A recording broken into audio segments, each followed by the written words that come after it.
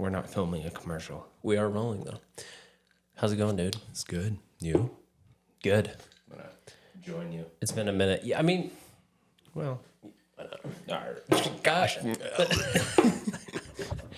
How have you been? I've been all right. Yeah. Yeah. Nice. It's been an interesting 2025. It's been such a weird year, dude. Yeah. Yeah. Summer's going good. Summer's going good. I feel like I'm not doing as many fun things, like as many activities as I wanted to do. Yeah. And I'm sitting here thinking, oh my gosh, I'm looking at the weather now. It's just going to be cool for the next week. I know. Thinking, what have I done? This to take advantage of the warm weather. Yeah, to take advantage of the warm weather. Yeah. But I feel the same way, but I know what the reason is. yeah. It's because we have a baby. Well, yeah, that's good for you. For me, it's variety of things.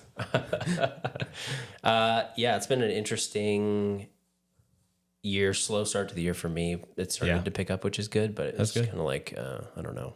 You don't know. Yeah. Just don't know. Yeah. I just worked with some guys that I used to work with in LA on a little spot for Land Rover. And they were saying like, yeah, work is slow. It's a weird year in LA too. They're surprisingly picking up now, but Do they have hope?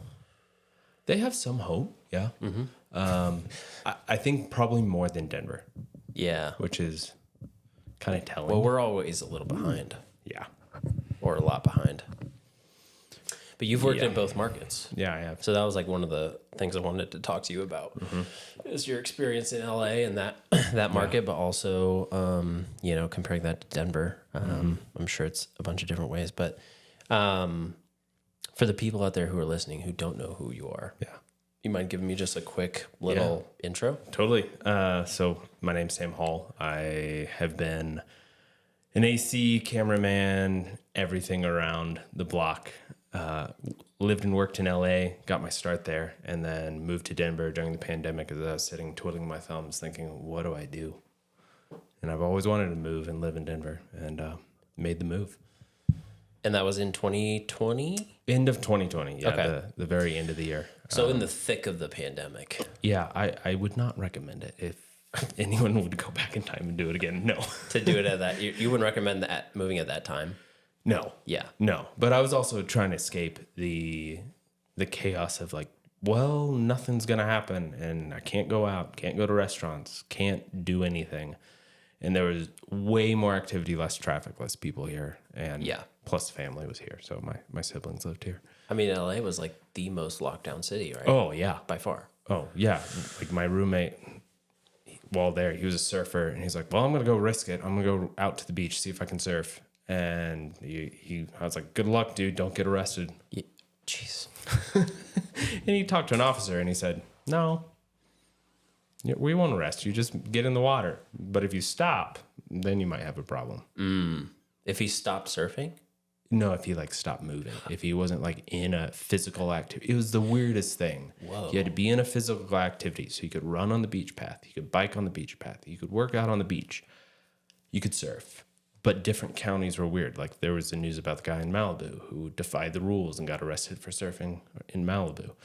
It was all wild. No one knew what they were doing. Right. And yeah, in hindsight, I'm sure we all look at this now like no one knew what they were doing. Right. It was so confusing. Oh, yeah. Yeah. That's crazy. So when did you move to, how long were you in LA? I was in LA from end of 2013. I moved there for a job. And then was there all the way through the very end of September of 2020. Like 7 years. Yeah, like 7 years. Plus, I spent about 4 months there in college for a semester. Right. So. And you're originally from? Ohio. Where in Ohio? Yeah. Columbus. Grew up in Columbus. Okay, nice. And then moved to Cincinnati when I was 12. Dude, I love Cincinnati. It's cool. Yeah, I've been there a few times for work. Also, Columbus is a cool town, too. Those are two cool spots. They're two very cool towns. They're vastly different culturally. Yeah. But they're both very Midwest. Very Midwest. Yeah. Coming from an Indiana boy over here. Yeah. Which I forgot. Yeah, and I forgot you were from Ohio. Oh, great. I'm from Valparaiso, which is like northwest, like hour outside of Chicago. Oh, way north. In the corner, yeah. in the corner. Almost considered a suburb of Chicago, but not quite. Not quite close enough. Grew up summers on Lake Michigan. That was a big thing. Mm-hmm. Yeah, been out here. My wife and I are both from there. We moved in 2017, so it's been almost 8 years. Dang. That's awesome. But yeah, Yeah, I've been here, almost 5 now.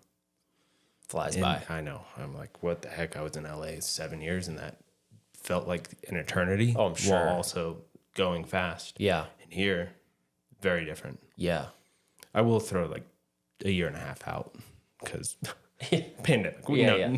Doesn't count. Doesn't count. Yeah. I was also trying to think of how we got introduced and what was our first job together. Dude, that's a great question. This I could morning, go back through I'm in the all my shower. emails. I'm like, I can't even remember. Was it the JD Sports jobs? It could have been. I feel like it probably could've. was, but I can't remember how we were introduced. Or I don't know how we were introduced. I'd met and networked with Clarissa, who was producing that. Okay. And through the network, I don't know if they got my name from when I networked with her, or I feel if like they got that's it right. from if you got it from someone at one of the rental houses. No, I feel like that's probably right. I feel like they knew of you and they brought you on. Okay. That sounds right. Shout out to Rich and Clarissa. I just did a shoot with them last month Oh, awesome. for the Yeah. first time. It'd been a minute. It was really fun. That's Impossible meats. Impossible meats. Yeah. Grilling burgers. That's what it was. Flip, steam, water. It was burgers, nuggets, and hot dogs. Okay. The nuggets, I was like, I have to try one just to tried them? see. Yeah. Pretty good, actually. Really? Yeah. Like I think Impossible is doing good stuff. I just don't want to eat too much non. I would never go out and, be like, I think I'm going to get an Impossible burger. No, like, But yeah. if that was the only thing there, they're not bad. No, they're not bad. Like when Impossible and whoever that's the other one, when they first came out, there were a few restaurants in LA that were like, we have the I was like, what is the Impossible burger? I was like, is that like something special? Is that like, a challenge? Oh no, that's yeah, exactly. That's what I was thinking. Yeah.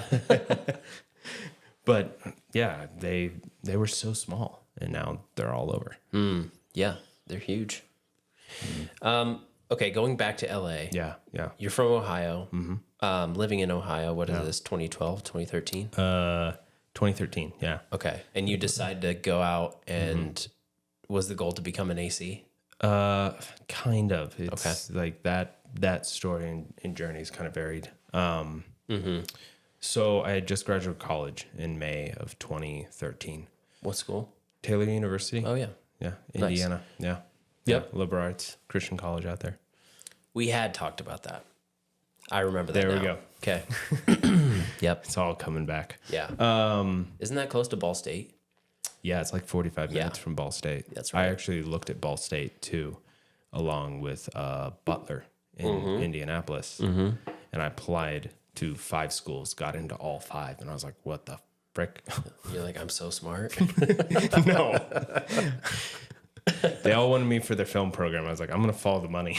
Yeah. So I did. Do it. Anyway, so like I went to school, like my long-term goal was like to shoot Okay. or direct, one of the two. I just loved film, went to film summer camps. That's how I got into film. Yeah. Unwillingly, I got thrown into the summer camp from my father, and he has a PhD in psychology. So he was just like, you watch all the behind the scenes of every movie we have. Yeah.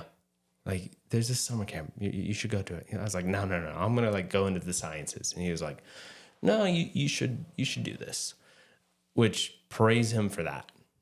Cause he came from a professor at a university and he has a PhD. And so not like my family has artistic sides to it, but it wasn't like the natural progression. It's not like your father was an artist, your mother was an artist. Right. Yep. So anyway, That's cool though. it is. So anyway, that's how I got into film summer camps in high school. And then went to college for it, graduated, was working at Starbucks. And my plan was, after spending a semester in LA, my junior year, I was like, okay, I'm going to make it to LA. I'm going to figure out a way to do this. And I was also open. Like, I was open to Chicago, open to New York. Applied to jobs all over for work, from LA to Chicago to New York. And was working at Starbucks. The plan was like, if I don't get a job by the end of 2013, I'm going to just plan a move and transfer Starbucks and then just figure it out. But I got a job at a camera rental house in Los Angeles. So nice.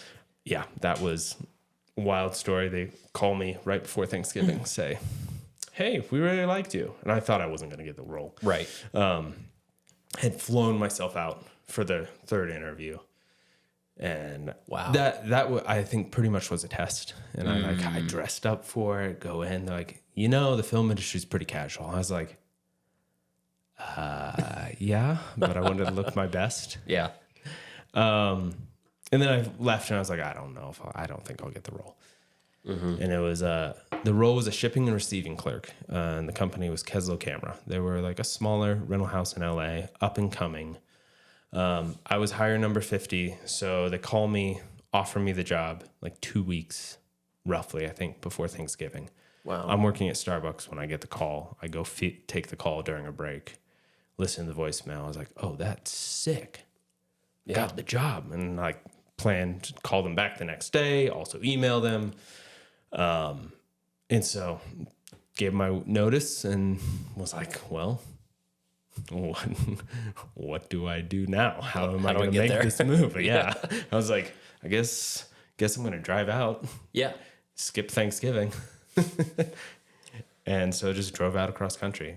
Had nowhere to live, just was like pinging people. Like, wow, can I crash with you? Can I crash with you? Mm-hmm. People I knew from my semester abroad, other students.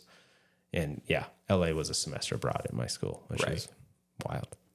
It's a faraway land when you're in the middle of Indiana. It is. And it's a culture shock if you're not used to it. Crazy. Yeah. That's so wild. I think it's cool that your dad pushed you to do that summer camp. I feel like that's the opposite of experience of most kids. Oh yeah. Yeah. Yeah. But how cool that your dad did that. That's pretty sweet. It is pretty sweet. I feel very, very fortunate. Yeah. That's awesome. So then you're there at Keslow. Mm-hmm.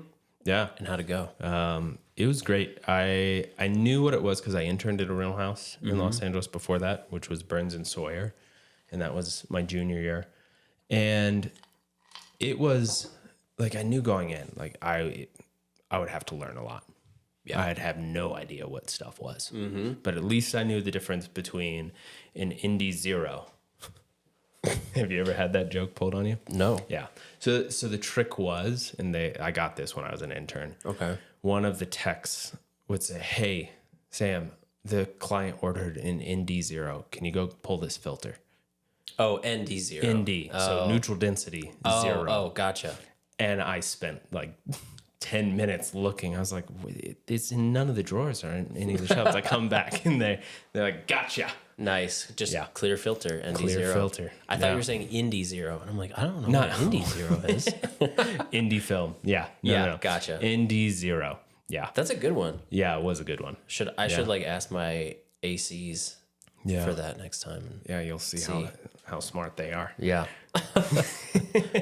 Someone tried to pull it on me later, and I was like, came back. And it was when I was like on set, and I came back with a clear filter, and they're like, you passed the test. Passed the test. Yeah. Nice. Yeah. But anyway, interning at the rental house and working at Keslow, it was a lot. I worked there for about 3.5 years, a little less. Mm-hmm. But I moved my way up from prep tech moved my way up from shipping and receiving clerk to what is called an equipment puller. Mm-hmm. And those are the people who would gather all the gear for the jobs for the upcoming day or days or weeks, and make sure we had all the gear, all the assets. Like you had your tripods, you had your sticks, you had your lenses, and all the other gags, random brackets, random cables, and everything was ready and working together. Just going through the checklist. Yeah, going through the checklist, going through the rental order, and going through, okay, we have this. Okay, we have this. which jobs get the better cameras because they're the longer jobs. And it was a lot of problem solving. Oh, I bet. Just thinking, okay, this is a 2-month job. They should get the best cameras, the best lenses. Right. So the features are going to take precedent over the commercials. The 1-day commercials. Yeah, So yeah. why would you send out your newest camera or your newest set of lenses on a 1-day commercial when they could make like 10 times ish as much money? Or be like with the directors of photography or the crews you're trying to win over for that next big job. So it was a lot of working with the owners and the rental agents to make sure, like, okay, how are we strategically moving these jobs out the door? That's cool. So eventually worked up to a prep tech and then a senior prep tech, working with big names left and right. And I was just like, what the heck? I kind of dreamed of this when I was in college. And now I'm like rubbing shoulders with big names who have worked on like movies, TV shows that I have seen. And you're like, what the heck? Yeah. Can you drop a couple names for me? Just give me an example. Like people that I worked with? Yeah. While there. Or are you talking about like rubbing shoulders with these, people? Oh, yeah. Because I'm sure you're having like conversations with them about the gear, right? Oh, yeah. Having conversations with them about the gear, about the equipment, making sure that, they were getting what they needed. Yeah. That's so cool. Like, oh gosh, I'm going to botch this, but That's okay. We can circle back to it. Yeah. Who's Conrad Hall's son? Oh, shit. I don't know. Yeah. Level. Someone in the audience, like his son came in for a job and everyone like would because my last name's Hall. Everyone would be like, are you related? I was like, I wish. Yeah. I wish. Should have lied. Should have lied. Yeah. Anyway, there were other times like, what's his face? I'm going to botch this again.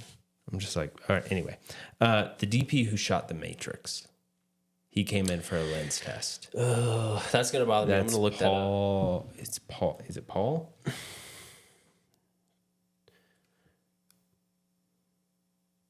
Matrix DP. Yeah.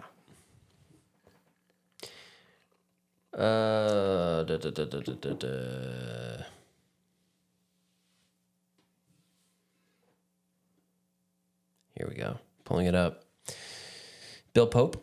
Oh yeah, Bill Pope. Yep. I had a P somewhere in there. Yeah, Bill Pope. He came in for a lens test, and we were just testing all these lenses, random ones like old Lomo anamorphics and old Kawas. Yeah. And he was just looking at all these lenses. We pulled out multiple sets of them just so he could see the difference between the sets. Mm-hmm. And then, like, I'm in there. We're in the biggest preps bay, like closed off private room, and we have the lights off, extra lights. We set up this whole thing so we could just see the bokeh on the lenses, the way they handle low light, and the way each one is slightly different colored because we have different colored lights. We had a couple airy lights in there as well. And then I get tasked to go grab another lens. And I'm like, okay, cool. And the other prep tech's in there just servicing. And I grab the lens and go out the door. And I almost smash the door into the face of someone coming in. And I just hear this laugh that bursts out. And I was like, I know that laugh. Why do I know that laugh? And I just ignore it. I'm like, just say sorry in passing. He goes in the room. And I go out. And I'm like, whose laugh was that? And I'm like walking back with the other lens that they asked for. And I'm like, well, whose laugh was that? Open the door. It's Seth Rogen. And I was like, oh. The most recognizable laugh. Yeah, the most recognizable laugh. The second you said that, I'm like thinking, whose laugh would I pick up immediately? Duh. Yeah. That's amazing. It was Seth Rogen. And all we were told was another producer was going to show up. Oh, yeah. And I was like, oh. I wonder what movie they were prepping for. I don't know.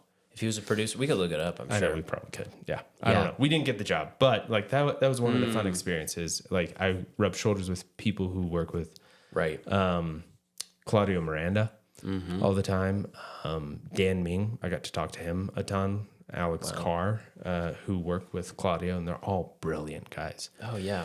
Like they're all building their own equipment and tools and soldering things together. Oh, shit. Yeah, like Dan Ming and Alex Carr, they would like go in and solder their own cables. They would buy parts and like, hey, we need a special pressing cable. No one makes this cable. Whoa. They'd get the wiring diagram and they would work with the rental house to solder. Like they would solder on their own. They come in like, hey, we soldered this cable. Can you guys make like 5 more for our show? Whoa. Or movie? And so like we were in there. When I was there, they were still prepping for Top Gun Maverick. And yeah, that was a cool experience. I was going to say, like, when you're in the room with them,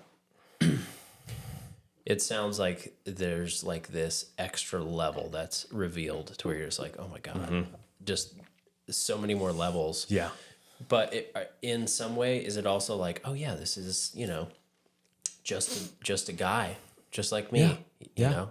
So it's you're probably seeing both things. Yeah, you're just seeing someone who's just a guy, just like me, who started off at a position very similar. Yeah. And I would pick their brains, like, how did you like get out? What was your goals? And I would just ask them questions while working on the jobs, and learn, like, okay, how do you strategically place yourself? How do you still stay innovative and at the top of your game and not like anyone else? Like it's all about standing out, even when you're an AC.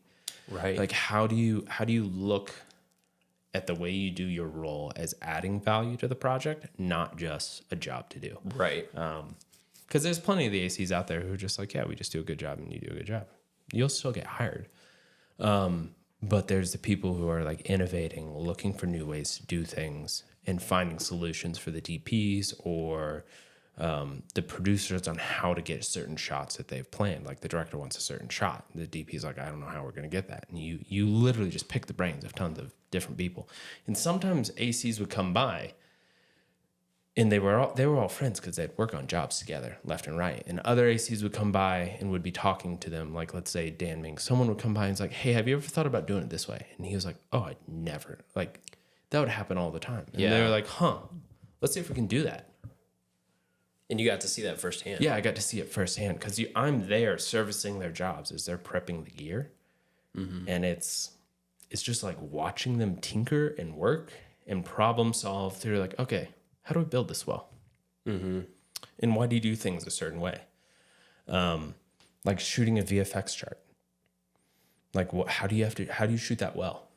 Mm-hmm. To see all the chromatic differences between the lenses, to see the distortion factor on the lenses for VFX, because they would just shoot them. Like, is it necessarily the role to shoot them at prep? No, but like it would happen sometimes. And sometimes I'd ask like, hey, why are you doing it the way you're doing? Yeah. And then they'd explain to me, oh, it's so that we can get enough variable distances. So we'd shoot it at a couple feet, like 3 feet. We'd shoot it at, usually you would never need to shoot them at the close focus. Mm-hmm. But depending on the lens, sometimes they would, or depending on what was asked of them. But they would shoot them at several different feet so they could see the distortion on the lens at different distances. And then VFX and post would have enough to work with to rebuild that lens distortion so they could throw it then up on the image as they create the visual effects right in the shot. I mean, you're basically problem solving before you get to the problem. Right? Oh, yeah. They're just like thinking ahead 100 steps. Mm-hmm. That's usually how a good IC works. Yeah. That's really cool, man. Yeah. And you were there for how many years at that It was December of 2013. Started, I believe, December 3rd. Yeah. Okay. And then I left at the end of March of 2017. And my first day of freelance self-employment was April 1st. And I posted on my Instagram, it's not a joke. Nice. I'm freelance. That's super cool. And then how did that go? The 3 years of freelance? 3 years of freelance. From 17 before the pandemic. Well, yeah. Pre-pandemic. Yeah, pre-pandemic. It was good. I left with like not knowing if I'd work. There's just this like fear factor. Yeah. Like, am I gonna work? Is this gonna work out? Yep. That's freelancing. Yeah. And it was just like hitting up people and all the people that I really wanted to work with, like all the ACs that I really like connect with. They always ask for me. I got no calls from them. But they would refer me to other people who then started calling me. I was like, that was the last person I thought would call me. Yeah. So that's like, I sat around for almost a month not working. I was like, just like slowly like buying things, building my AC kit, still more, watching tons of videos online. Like, am I going to do this right? But knowing I would have to start out at the very bottom, just like at Keslo, like start at the bottom, work your way up. Yeah. I knew I'd have to start out. And that position is actually called a digital utility. And I had joined the union at that time too. So that was also like a way in to get more jobs. It was very costly, and I had saved up over the years for that. Yeah. It was like over $4,000 to join Per year. at the low. No, that's like the initiation. $4,000 down. Okay. And the union was very, very careful. They're like, hey, make sure, like, when you pay this, you don't get it back. You got to make sure you know enough people to get the jobs that could get you on TV shows or movies or enough commercials to get the work. And I was like, I know enough people. I think I can get it back. They've said it might take a year, but like you can make it back. Yeah. So, yeah. Yeah.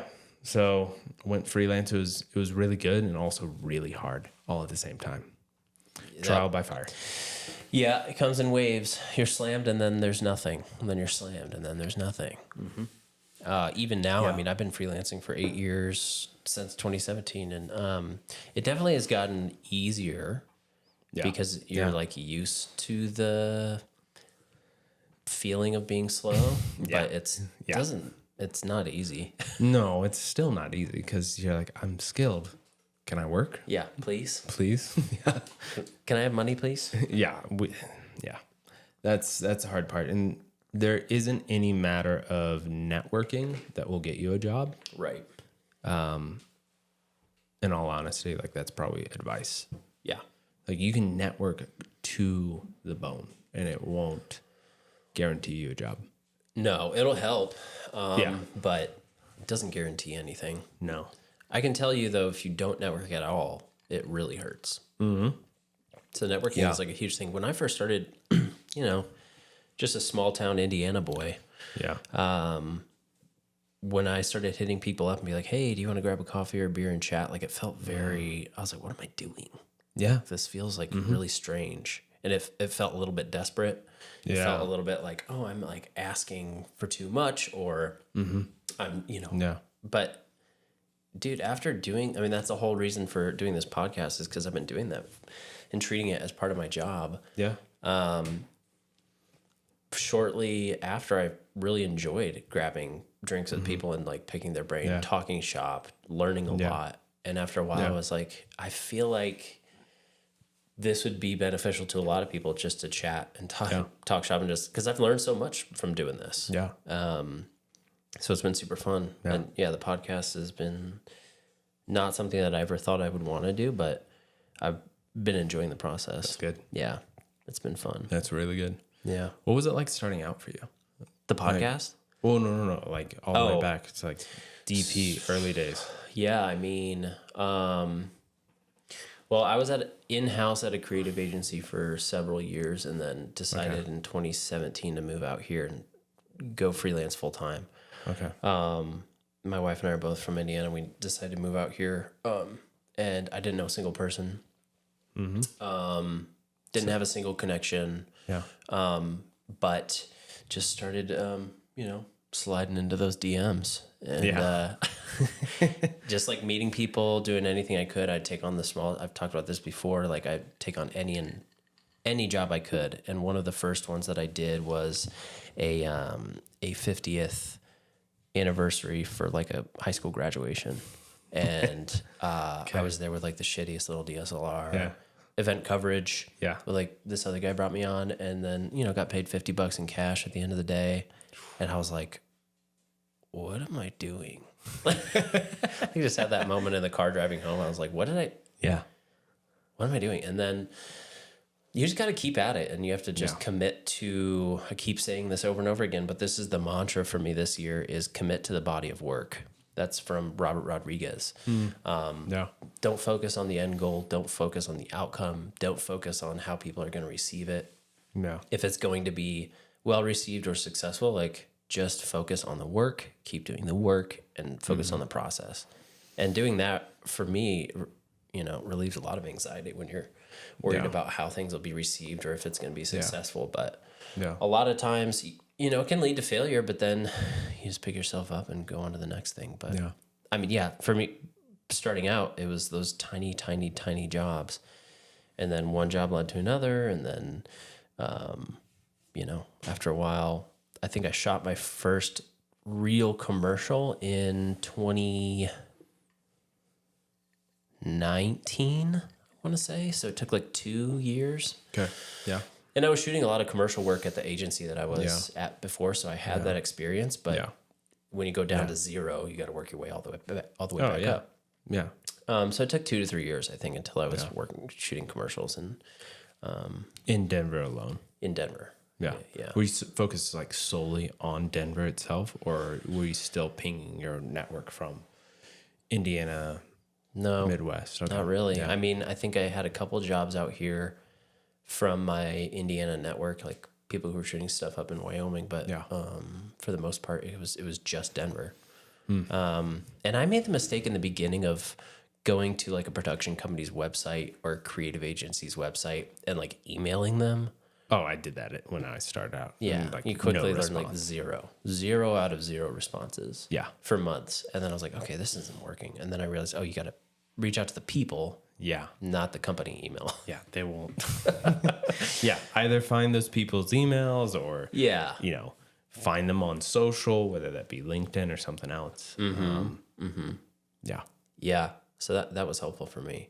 But yeah, Instagram, Denver is really supportive in that way. I feel like a lot of people are open to just connect and reach out. And if you just say like, hey man, like I love your work. I would love to pick your brain, kind of buy you a coffee or a beer, whatever it is. Yeah.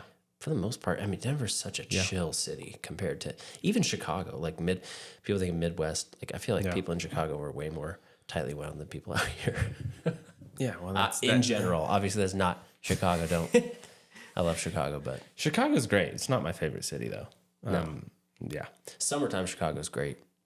I've never been there in the summer. I've only been there in the fall for a wedding or like cold winter for work. That's not fun. No, it's not the place to be in winter.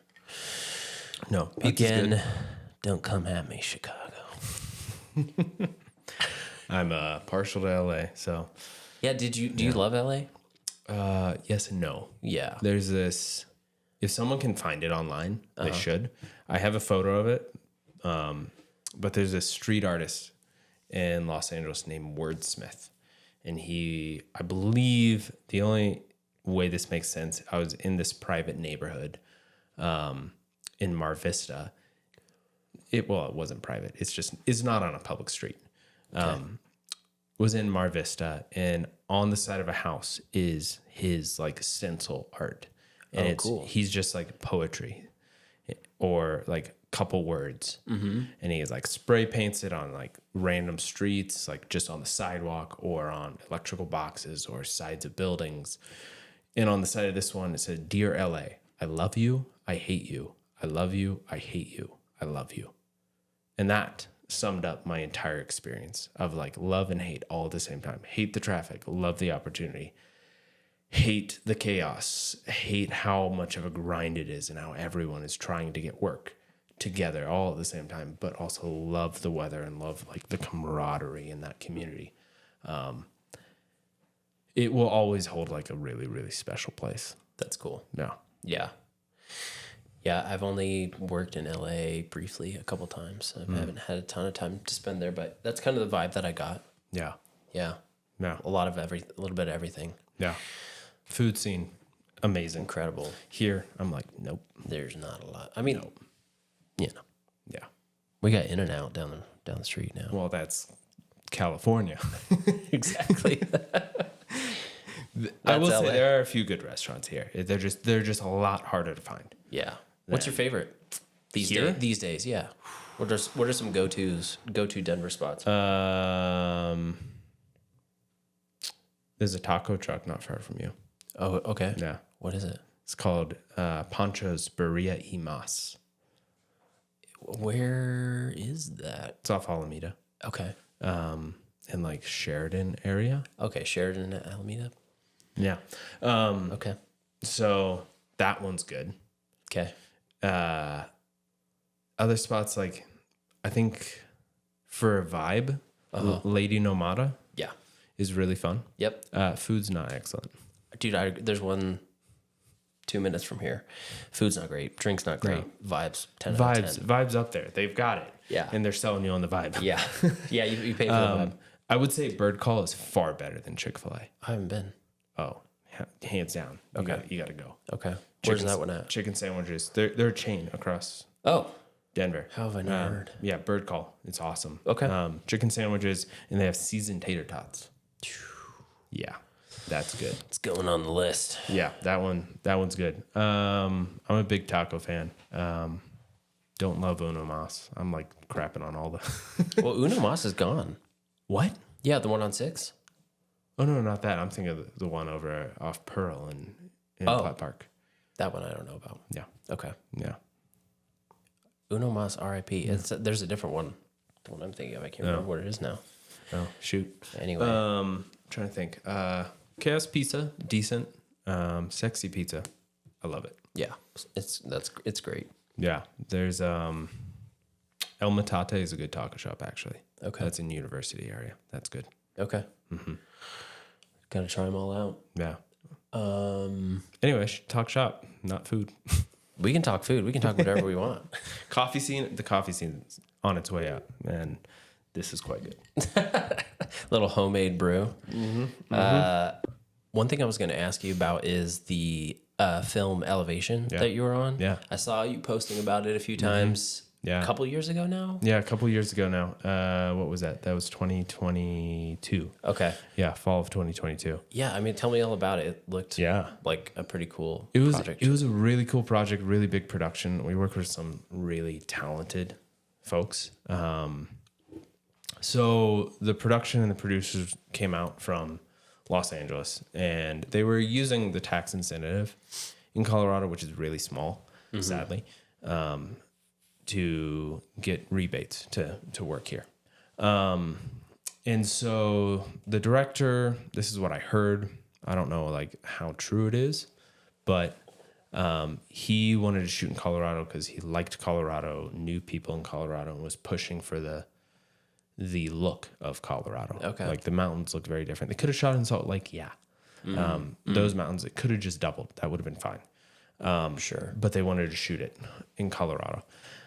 So the director of photography was Shelley Johnson. Like he's really good. Yeah. And Legend. Legend. And I was like, what? I'm get to work with this guy. That's cool. I've worked with some other really good and talented directors of photography, and those who are like have good names. And everyone was like, oh, you worked with that guy who shot that TV show or that movie? I'm like, yeah. Yeah. And I'm like, it's awesome to just watch them work. Some of my characters, though, and you don't want to work with them again. I'm sure. And they're hard, but I'm not going to drop names. Come on, man. I'm kidding. I won't do that to you. I could. Shelly's not one of them. Anyway, Just tell me, like, when you decide to throw in the towel and you're done with the industry, just whenever that day is, you can text me. here's the shit list. Yeah. Don't call them. Don't work with them. Right. Yeah. So anyway, they came out here to shoot, and I got called because I was union, and they called for a B unit. They had A unit staffed up from people that they wanted. And for those who aren't like aware of what like A unit, B unit is, so A unit is A camera, B unit is B camera, C unit, C camera. So you have Alpha, Bravo, and Charlie. If you're really into it, that's what they call them in LA. They use military-esque terms just to. So badass. Yeah, or they call them Abbott something and Costello. So That's cool. yeah. So the A camera team, they were all staffed up from people from either Los Angeles or New Orleans. And so Shelley had called his guys, but they needed to hire local people on the job in order to get the tax rebate. So they called to hire local guys in Denver. And so Shelley then interviewed Todd Boyle, who's a local First AC here. He was available for the job, interviewed him, and then Todd called me because I used to second occasionally here for Todd. Cool. Because there, on some days, sometimes you need seconds and you need 2 seconds. And sometimes, because the market's so small here, union jobs, once one's staffed, they're going to need people for another one. And sometimes there's non-union guys working on union jobs. And sometimes they can't approve that through production. And then they have to hire someone else. And sometimes it's a First AC they hire. Because like, we need to staff this up.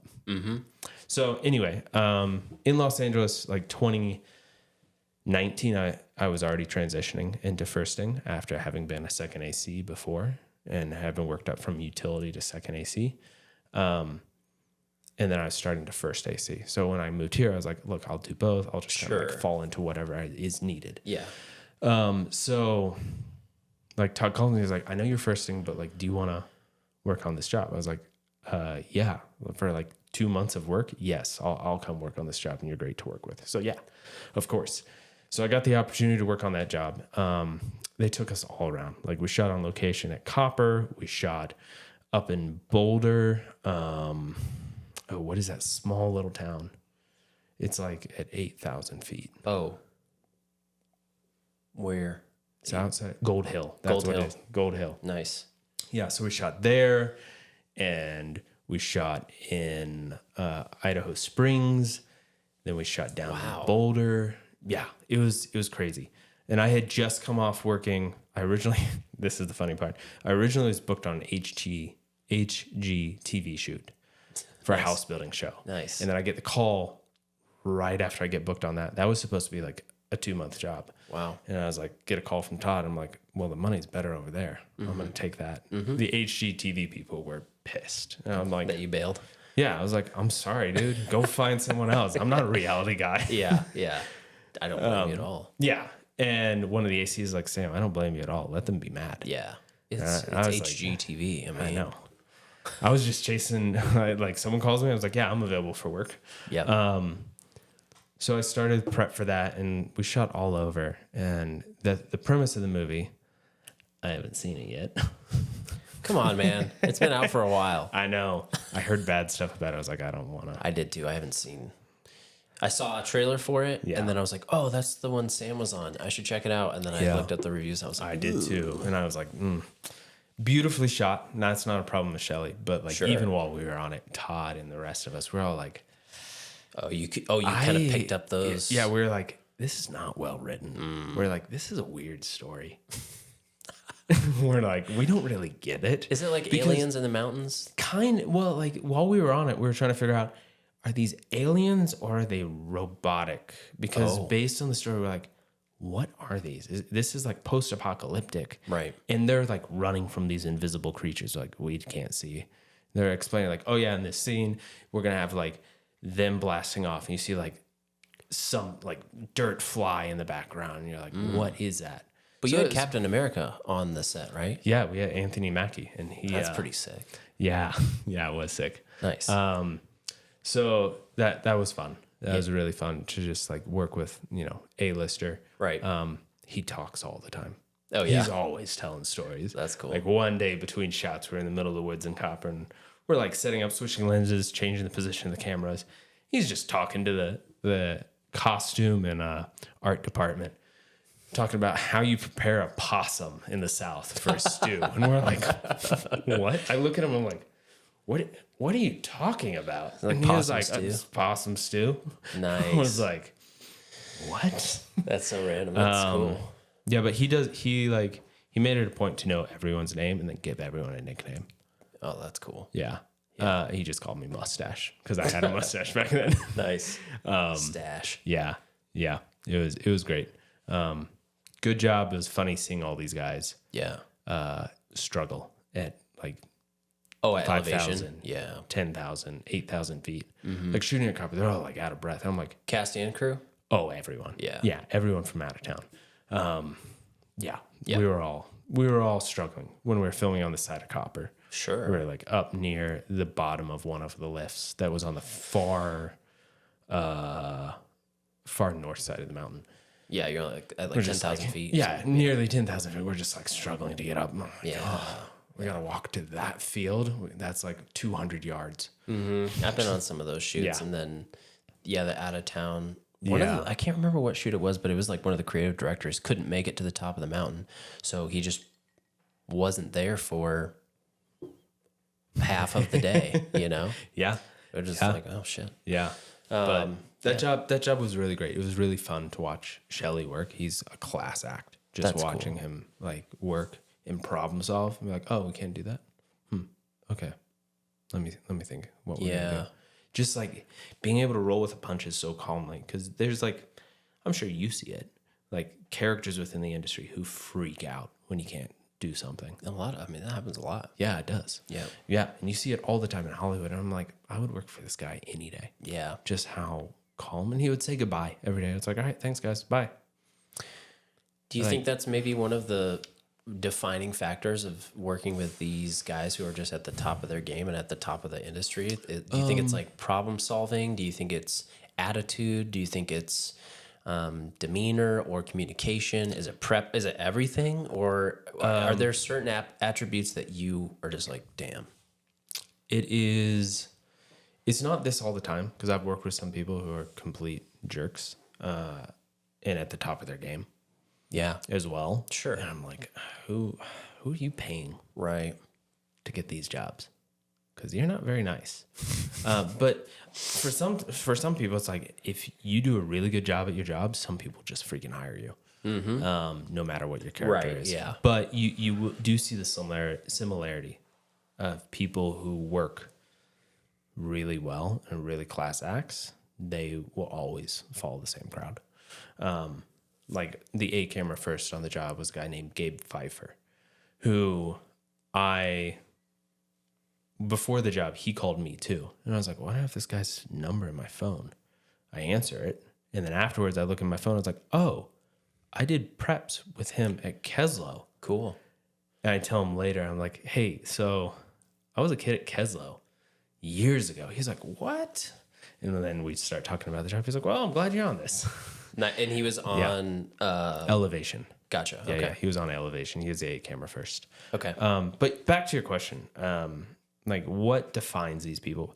I would say it's probably like the ability to problem solve under pressure and keep a cool demeanor.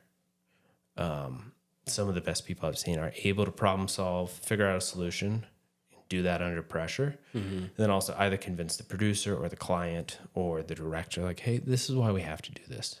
And it's a lot of like interpersonal negotiation. Yeah. And I learned from some people too, as a first, like say the DP or the director is like, hey, we need this done and this done. And I'm like, okay, there's one of me and there's only a finite amount of time. Yeah. Which of these two is more important? Because I know you want both of them, Right. but which of these two is the most important thing for you right now? Like I can do a really good job on one of them, but I can't do a good job on both of them at the same time. So it's that kind of negotiation, calm under pressure, but also being super excellent at what you do. I mean, it's easy. It's hard. You're there, on commercials at least. Features are much longer, but still, you're there with all this money on the line. Everybody's there for this one specific goal. When things go wrong, which they always do, it is hard not to freak out or lose your head because everything's riding on so much. And I think that goes for not only DPs but also first AC, like every role, like the people who are the top of their game. Yeah.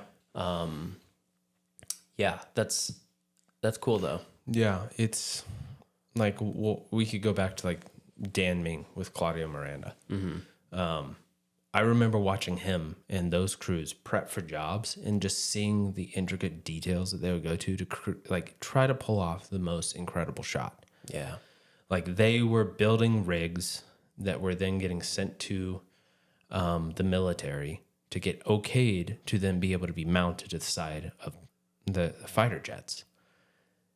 And they were just like, okay, we want this shot. How do we do it? This is for Top Gun? Yeah. Yeah. That was for Top Gun. And that was back in like late 2016, early 2017. Wow. When they were just like, they were starting that whole process. That's You're just so like, cool. What? Yeah. And there's a lot of those guys. Once you reach a certain level, you become hyper specialized at those like really intricate shots. Especially in LA, I mean, you get into like crazy niches. Yeah. Yeah. Where Denver's a little bit more not so niche. No, it's not so niche. Yeah, I mean, in LA especially, I can't even imagine how niche you could go. Oh, I'm like really good at rigging cameras onto the side of fighter jets. Like, yeah. What? Yeah. Yeah. Or like Alex Carr, who's a DIT. I don't know if he's actually a DIT anymore. He was trying to find a way out. He actually, funny enough, he was so good at computers.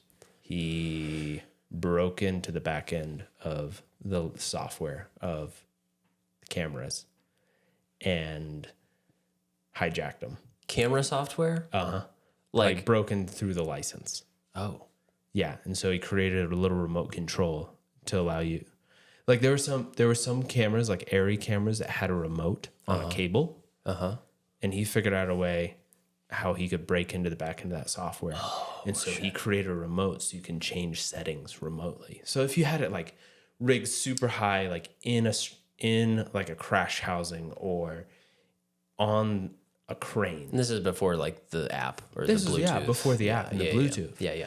Yeah. So he did it for Sony, he did it for Red, and he did it for all these things. Damn. But he's also like a mad color scientist. And so he like worked with Red to help them fix their color science and make it better. Not that it had a problem, but he worked with them to like, hey, I think we can push this. Yeah. Wow. Yeah. So cool. There's like wildly smart people out there. Yeah. Are we just like, what? Are we losing those people? Are those not necessarily roles, but I just feel like, the budgets are getting cut and everything's getting downsized, and roles are being fused together. We need a DP director. We need a AC/DIT. Yeah. I know it happens a lot more in the commercial world. Yeah. But yeah, I don't know. I just feel like I feel a little bit of hopelessness when it comes to that, because I feel like I'm seeing more of it, and I don't know. Yeah. It's like, is this not the beginning of the end? Because I don't think it's the end. No. But I think it's a transformational period for sure. Yeah. But I hear you talking about guys like that, and it's like, my God, like it's so cool to be that dialed in into color science and like be able to like get into the camera systems and the software. Yeah. Like I'm talking about guys who are like one-offs, like not the norm. Right. Sure. But yeah, those guys were, a needle in a haystack. Not everyone was that smart. Right. But are we losing the hyper specialized folks? I think so. Yeah. Yeah. There were people who I knew who would only get hired to do arm car jobs just because they knew it. They knew how to do it. They knew how to prep for it. They knew what to think about. Some guys who got jobs where you would have like a Libra head and other fancy jibs. Yep. Yeah. Or like a Scorpio. I'm naming things that like guys in Denver are like, huh? So right. It doesn't really exist as much. No, and that's because The market's smaller. there's no market for it. Right. Yeah. But are we losing people to budgets? Oh yeah. Are we losing? This is like the fight that I've been in even since moving here. Fighting to get a second AC. Oh yeah, that's pretty much unheard of. Not unheard of, but it's pretty rare. It's pretty rare, even on smaller jobs. But I've been like, hey, look, I know you will eventually need to replace me one day. I'm not going to be around forever. So how do you train the guys who are younger, who want to learn how to do the job? Right. They learn by observing and being around people who know what they're doing. Like that's how I learned in LA. Sure. I observed, like as a utility, I observed, and then they would like, hey, I'm gonna go grab coffee. Sam, sit in, pull focus on this rehearsal. Cool. So that's how you just pick up slowly along the way. Yeah. one of the things I wanted to bring up was we did a few JD Sports jobs together. And those were a little bit interesting, at least for a few different reasons. They were super fun. But for, people listening, those jobs were shooting on a white cyc, really high key. We had talent that was essentially like dancing and doing a lot of movement, wearing the clothing on this white cyc. Yeah. And there was a lot of coordination that had to go into it because essentially it was the talent dancing and me, the camera operator, DP dancing as well. Yeah. No reference for focus. Yeah. Yeah. And I feel like the first one we did together went really well, but after that we had to talk through some problem solving stuff.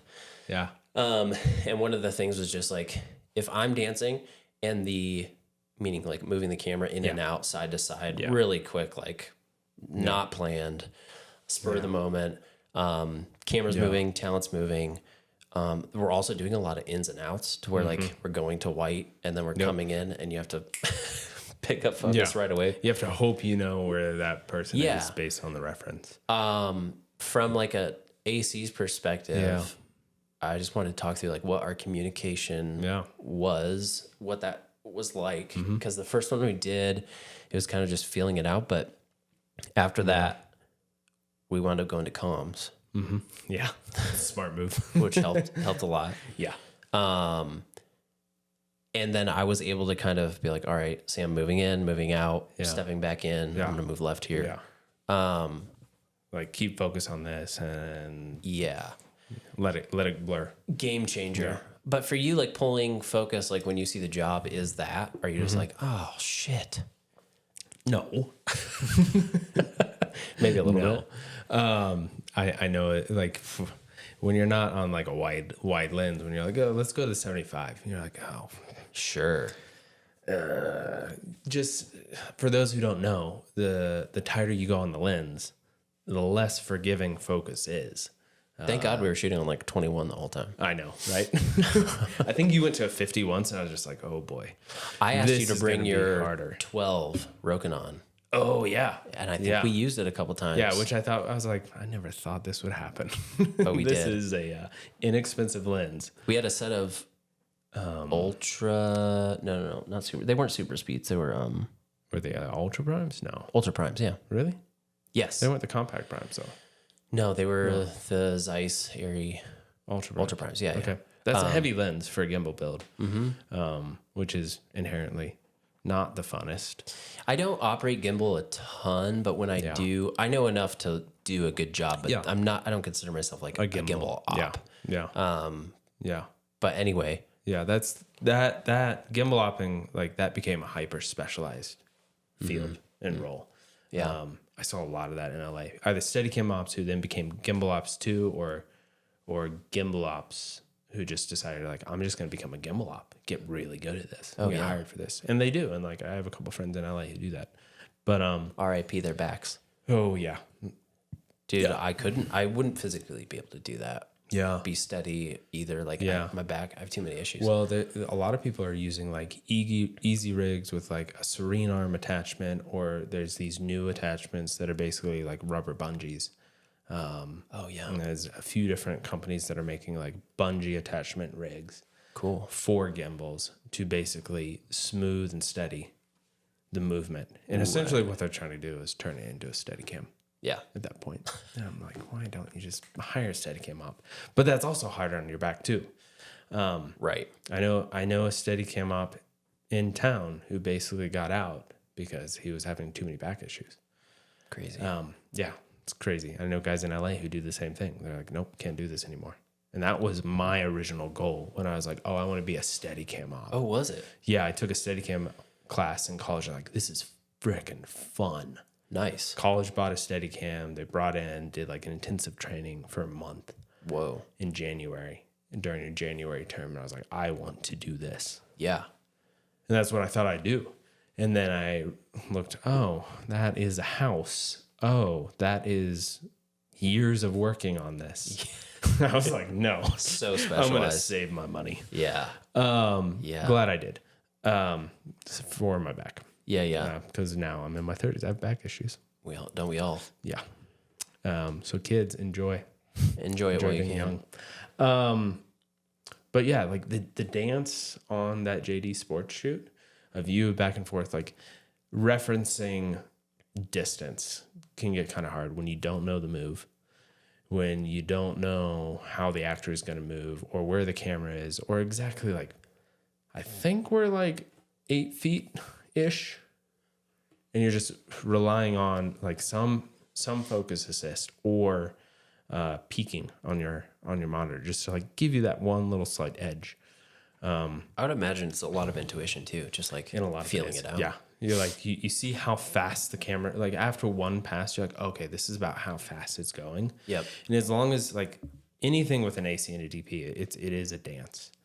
Like you're creatively giving a move that then the first AC is responding to so that the timing is all right.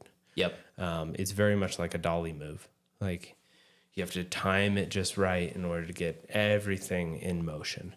But this one, there was a lot more forgiving to it because that's not even English.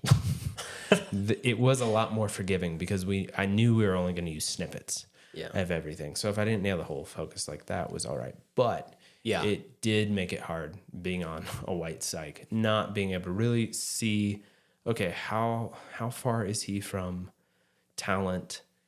How is talent moving?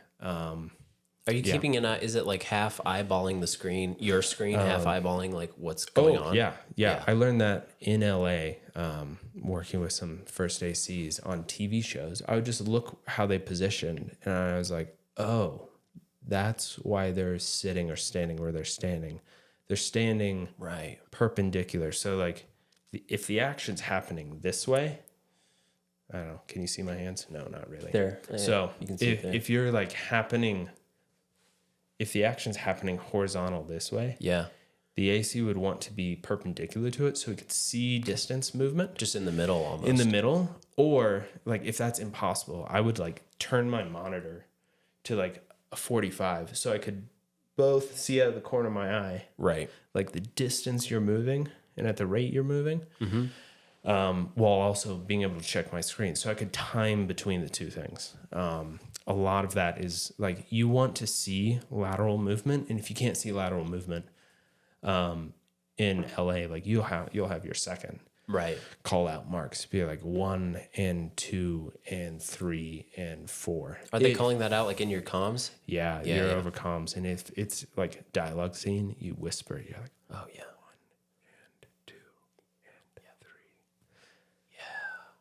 And if the move changes, then you like slow down your talk. You're like, oh, the dolly's moving slower. At the end, okay, he ended up like 6 inches short.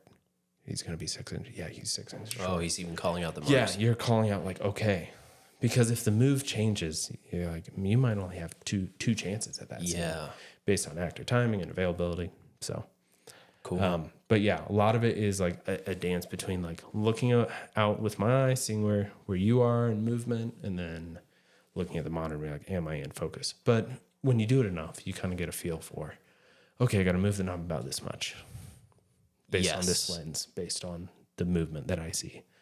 So, yeah. And after a while, you've got to get just so dialed on your setup that you can just feel things to a certain degree. You're just used to seeing distances. You know what it's going to feel like when you're pulling 6 feet on, your focus mark. Yeah. I don't know. A weird party trick I have, like I was moving somewhere and moving with my brother, and he was like, do you think the couch will fit right here? I was like, that's like 13 and a quarter feet. And he's like, what? And he pulls out the tape measure and it's like 13 and like 4 inches. And he's like, how'd you know that? And I was like, funny. Dude, it's distances. Once you hit 25 feet, I don't know. Yeah, anything past, anything inside 25 you got. Usually, yeah. That's funny. Yeah. Shout out to Luke. We were on a shoot last year together. Oh, yeah. Really fun. Sick. Was it last year? Yeah, it was. Okay. Yeah. Time Two blondes, is a blur. Dirty blondes on a shoot. Two Dirty Blondes filming. It was a 505 salsa commercial spot, and we were. Now I'm blanking. The Mexican wrestlers, they're called Nacho Libres. luchadors. That's what it is. Yeah. Anyway, Luchadors. That was a wild one. That sounds wild. It was fun. What the heck? It was super fun. Yeah. Another thing I was gonna pick your brain on, ask you about, was advice for people coming into the industry. Yeah. Even more specifically, like thinking about being an AC, going into the AC world. Yeah. In this market, I know we're kind of in a funky year, but funky years happen all the time. Yeah. I don't know. Any thoughts for up and comers? Any advice? Yeah. Like my biggest piece of advice was go pick other people's brains. Yeah. Talk to other ACs, meet with them, take notes, try to get on set with them. Be like, hey, can I camera PA for you? Yeah. Like unpaid. Yeah. Can I second AC for you? Paid or unpaid. Cut your teeth on small things like music videos where you can make mistakes and it really doesn't matter. Right. Yeah, because if you get onto a bigger commercial, then it's going to actually matter, and you might not get hired again. More at music stake. videos are way more forgiving. Yeah. Make sure you don't learn the wrong way, and the only way to learn that is get around people who actually have been in the industry a while, and who aren't just like new kid on the block as well. You want to learn from people who have at least been in it. I would say at least 10 years, maybe 8. Sure. But like anything less than that, I'd be like, I don't know. Yeah. You can learn from people like that, but they're still, at that point, they're still learning so much. Yeah, exactly. So, you know. It's the apprenticing thing, really. Like see other people do the work and then learn from that. That came up with me and Jack Fitzwilliams. We were talking about like apprenticeship. Like, where did that go? I feel like, I know it's Budgets. in some of the, in some of the trades it still exists, right? But I don't know. I feel like that's such a good idea. Yeah. I almost dropped out of college because I thought I could apprentice my way up in the industry. And I realized it's all apprenticeship. Oh, yeah. And then my dad was like, nope, you're going to finish college, son. Yeah, you need that degree. I know, exactly. I'm glad I listened to him. Yeah. But yeah, you need apprenticeship. The other advice I would say is like build the kit, figure out what you actually need. Ask seasoned firsts who are in the industry, what stuff do I actually need to put in my kit to be a second AC? And if you have the stuff to be a second AC, you can eventually be a first AC. But their kits are going to look very different. Can we get a little, not nerdy, but can you kind of talk about the differences between a first AC and the second AC and what those roles look like? Yeah, the big thing, like nerdiness of it, is DP frames a shot, and lights a shot, tells all his guys how to do things. You go down, then you have a camera operator. Sometimes the DP is the camera operator too. Camera operator frames what the DP wants. Then you have the first AC. He works to keep the shot in focus and make sure the right lenses and tools and brackets are all on the camera that the DP's asked for. And he keeps the shot in focus. So he's on either rocking on the dolly old school with a manual follow focus, or he's on a wireless follow focus, whether that be, an Arri High 5 or a Arri WCU4 or a Preston or a C-Motion or one of the others. What are you rocking these days? What do I like rocking? I don't own my own anymore. I sold it. I used to have an old Hedon. Okay. Hedon is the company that makes some of the original motors for Focus or Zoom. Cool. I had an old one of those. It was like early days. Yeah. It's like already like 8 years old, and I bought it used. Nice. And I was like, this doesn't work anymore. I'm just going to sell it. Yeah. Everything we need, it was a single channel. So I was like, everything I need 1 or 2 channels, and everyone wants their Preston or their WCU. I was like, we'll just rent it. Yeah. No point in buying like a $30,000 or $40,000 system. No. That's what I do. I don't own a camera package. I just rent per project because every project is so different. Yeah. I totally respect the guys who do own their own kits because I think it can be extremely valuable. But for me, it's always been like per project. Yeah, there's little things that I own like monitors and batteries, but I got deep into the gear game. That's one thing I don't recommend people. Don't get into the gear game. I got into it because I saw how rental houses worked. I saw how LA worked, and you could rent the gear on pretty much every job. Yeah. I got into it, and the industry's changed a lot in the last 6 to 8 years. Mm-hmm. And I got into it honestly, I'm looking at like the tail end of the profitable side of it. Now new gear's coming out all the time, and it's just like churning over and over and over again. So fast. So I don't recommend it. Like at one point I owned like $60,000 of gear, and I was like, there's no point. So I sold some. Yep. Still trying to sell stuff because like it doesn't work enough. Mm-hmm. And if it doesn't work enough, like you're not getting an ROI. Right. Anyway, that was a rabbit trail. That was cool. Back to first AC, second AC. Yeah, first AC, second AC. First AC, he focuses everything on the screen. Make sure, it's tack sharp. We're getting the shots that the DP needs. He's monitoring, all the camera settings, making sure the color temp is right, making sure something hasn't changed. We haven't gone from like 48 or 60 frames a second, really 59. And we're supposed to be in 24, making sure we haven't changed, kind of the look profile, making sure all the settings are correct for every shot, and you're not, shooting something at the wrong frame rate or with a baked in LUT.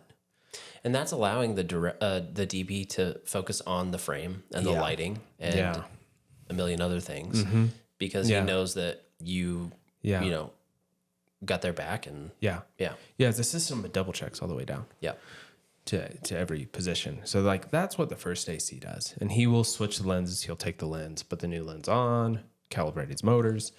That's the nuance of it. The second AC is there to support the first AC. So he will be, grabbing the lenses, checking batteries, making sure the batteries aren't about to die. And be like, hey, battery's about to die.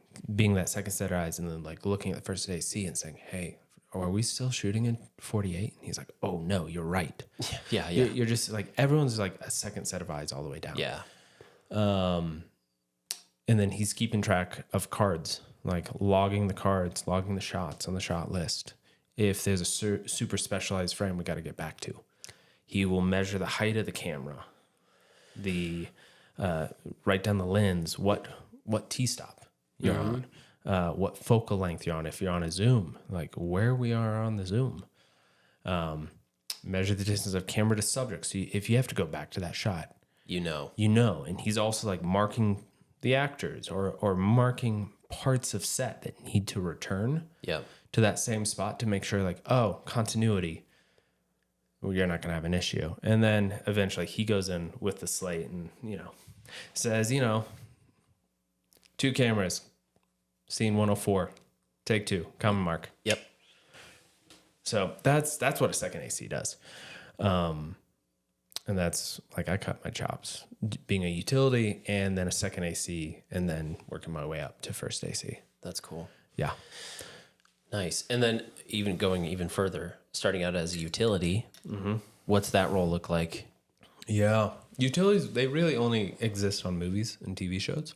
On bigger jobs. Yeah, they won't exist on a commercial. Not really in Denver. No, they're not going to really exist in Denver. But a utility, he makes sure all the battery, he's like, batteries, carts, helps just move stuff.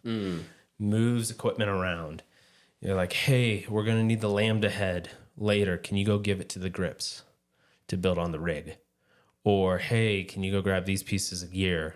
We're going to need them in 2 hours. Make sure we have all the pieces.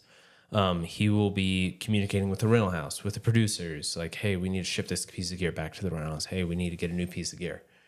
And he's literally the errand boy. Yeah. Just like doing all the extra stuff that no one else has time to do.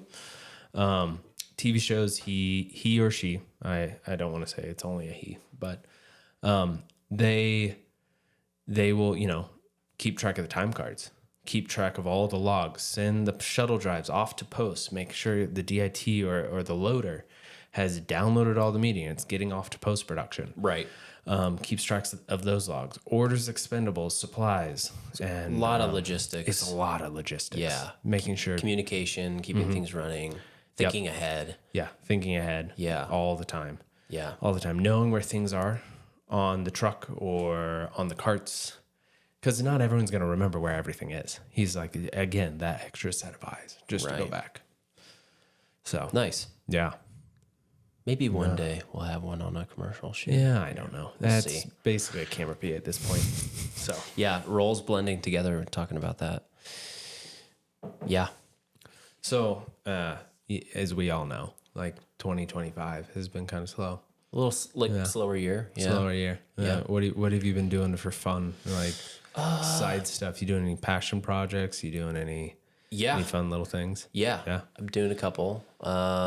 There's one spot that I did earlier this year. It was like a urban running spot. We shot downtown Denver for a couple days. Yeah. Fast paced, fun. Yeah. Jacked athletes just like running through the city. And then collaborated with some friends on that one. Yeah. And now I'm going into post on one that is like a motorcycle chopper spot. Oh, sweet. Also a passion, like spec work. Yep. Yeah. Teamed up with my good buddy Nick Brusso. He's a DP in town, and Know the name. I haven't met him. Yeah, great guy.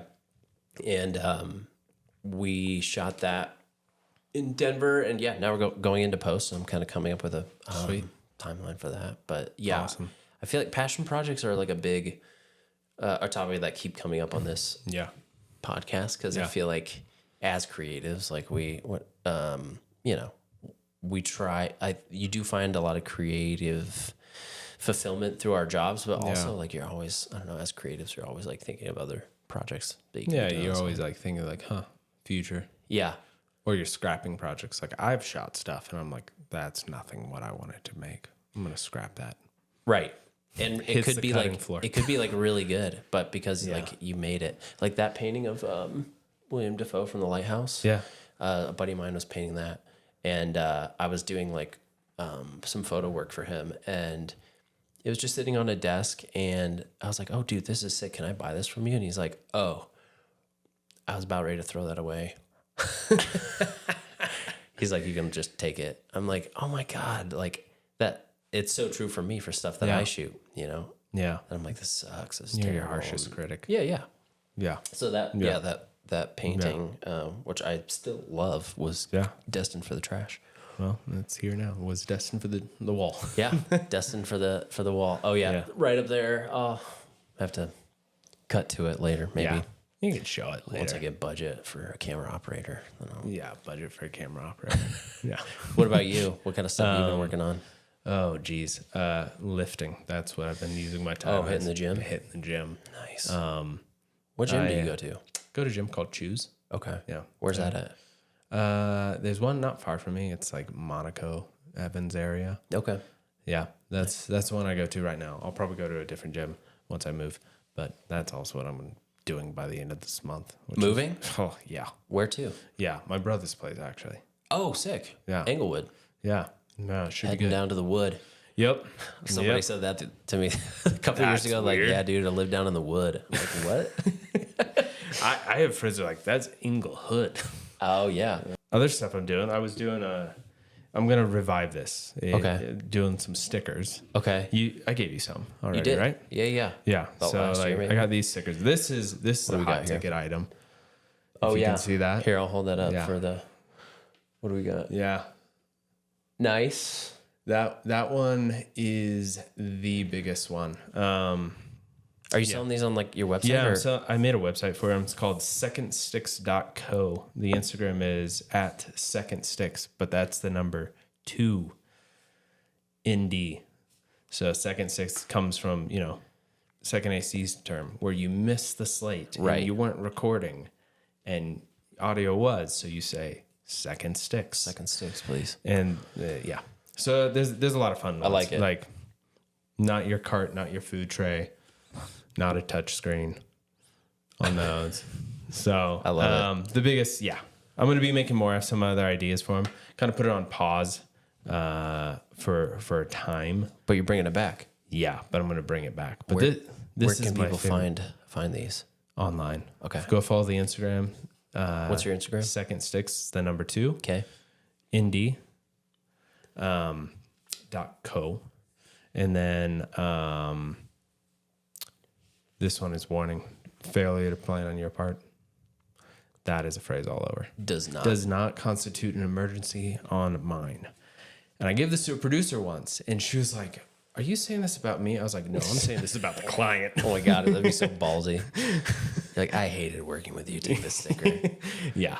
But that's a fun one to like slap on cards or like slap on Yeah. a stage near the electric box. Nice. It looks legit. I'll put the link in the comments. Yeah. Yeah, put the link in the comments. I will. But yeah, the website, secondsticks.co. Cool. Got some more ideas for some fun stickers. Gonna put some out. Not making money, but it's a fun project. Yeah, that's what it's all about. Whatever like creative outlet you can find. Yeah, it's the creative outlet where I'm like, you know what, this is for, camera folks and, carts. We were on a shoot a couple years ago, and you brought out maybe one of my favorite Pelican cases of all time. Oh yeah. And I brought it today because I You did. you'd ask.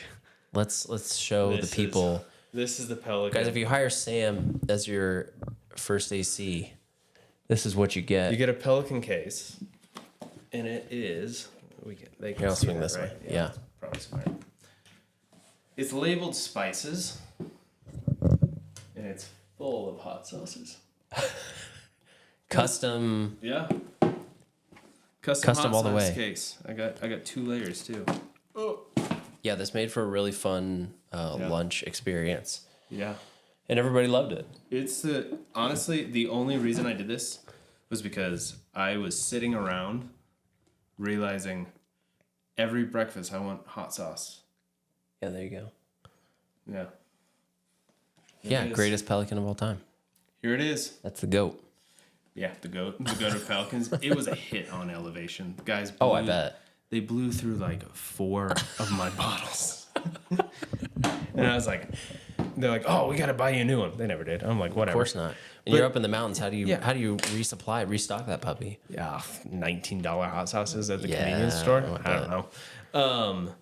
Yeah, so that thing's a hit, and it only came to be because I was sitting around thinking, I got this random Pelican. What do I use it for? Oh, nice. And then I was like, I can make it a coffee Pelican. And then I was like, wait a second.